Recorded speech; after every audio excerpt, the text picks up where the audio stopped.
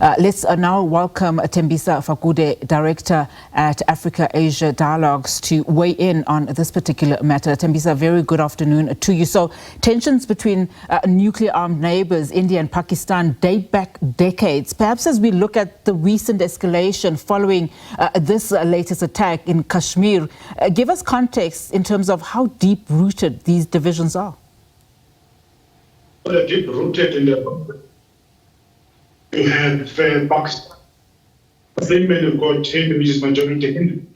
And this is creating problems, of course, because what you then have now is India that is hell-bent at going after Pakistan disproportionately. I mean, the measures that were given after the attack in Kashmir, including the cancellation of the treaty that existed for a very long time between India and Pakistan on the Indus River, raises serious concerns. And India said that it is going to go to the end of the world in getting these terrorists, forgetting that it will be the right thing to do to avoid problems, to speak to Pakistan and coordinate with Pakistan, which, by the way, has also been dealing with its own challenges in terms of terrorism, particularly from Afghanistan. So to blanketly and immediately accuse Pakistan of having sponsored this terrorism, I think is irresponsible, and I think is a pretext for India to attack Pakistan.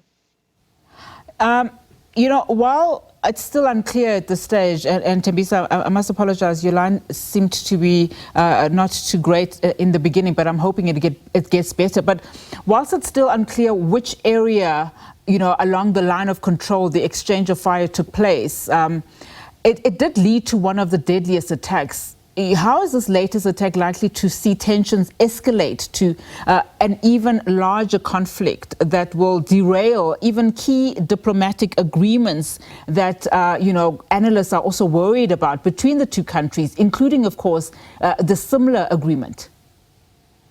Well, the tensions will always remain between Pakistan and India, firstly because they're competing powers, as you correctly put it, nuclear powers, as you correctly put it. But India has always wanted to find a pretext to go after Pakistan. You must remember, Pakistan was petitioned from India in 1947, and most Indians, particularly nationalists, still look at Pakistan as part of their own country, notwithstanding that you have Kashmir, where, again, ultra-nationalists now and then go after the Muslim majority, particularly Kashmir, Jammu Kashmir, where the attack took place. So I think this was just a pretext, and India seemed to be reading from the same strategy and tactic book from Israel, where you have a small group, a fringe, by the way, terrorist organization, never heard of, is not as popular as others in India, in Pakistan, that has decided to go and create and commit this crime. And what you have now is the Pakistani Prime Minister and his government hell-bent at going and attacking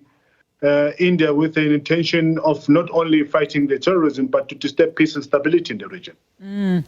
And just on that note, in terms of, international mediation, just given the current escalation, what role can international actors like the US or even China, as we heard, they also commented on this, play in de-escalating the tensions, particularly when you consider, global geopolitical tensions?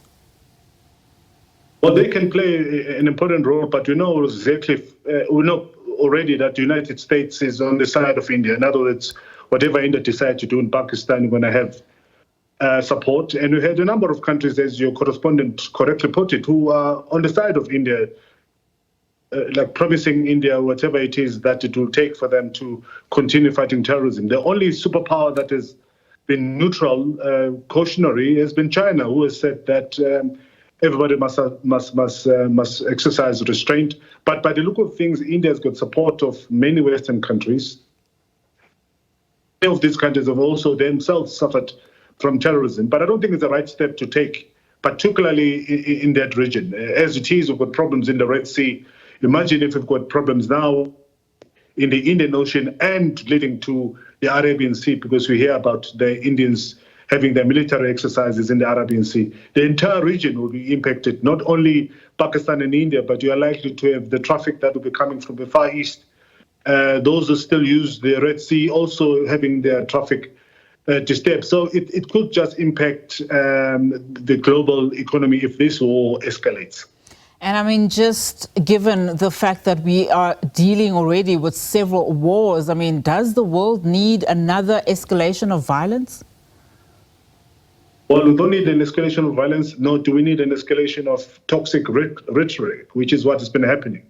I think one would have expected that cool heads would have emerged, particularly since the candidates accused in this terrorism, Pakistan, has said were not involved. If you remember, a couple of days ago, Pakistan is being engaged in a process of expelling Afghanistanis who have been there without proper documentation for years, and most of them have been accused of terrorism. So Pakistan itself claims to be doing a bit on its side in terms of fighting terrorism. And it has said that it will work with India and the international community in finding out who precisely committed this crime last week in Kashmir. But what we see happening with Prime Minister Modi is him and his government beating the war drums. And unfortunately, the geopolitical location of Pakistan and India is likely to impact all of us. Absolutely. Thembisa, thank you so much for your time. Really do appreciate it. Thembisa Fakude is a director at Africa-Asia Dialogues there for us.